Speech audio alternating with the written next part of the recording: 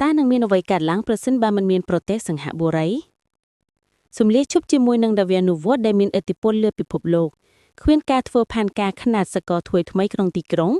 គ្មាន Marina Bay Sands គ្មានប្រលានយន្តហោះ Changi ដែលល្អបង្ហត់ក្នុងពិភពលោក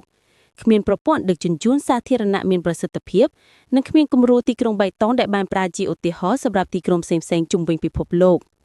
ហើយប្រសិនបើគ្មានការរួមចំណែករបស់សង្ហបុរីក្នុងវិស័យហិរញ្ញវត្ថុនិងបច្ចេកវិទ្យាគ្មាន DBS គ្មាន UOB ធនាគារដែលធំបំផុតនៅអាស៊ីផ្នែកវិទ្យាសាស្ត្រជីវវិទ្យាសាស្ត្រនិងបាត់បង់កំណត់ថ្មីៗពីមជ្ឈមណ្ឌលស្រាវជ្រាវរបស់សង្ហបុរីក្នុងវប្បធម៌ប្រសិនបើគ្មានសង្ហបុរីគ្មានសង្ហបុរី Sling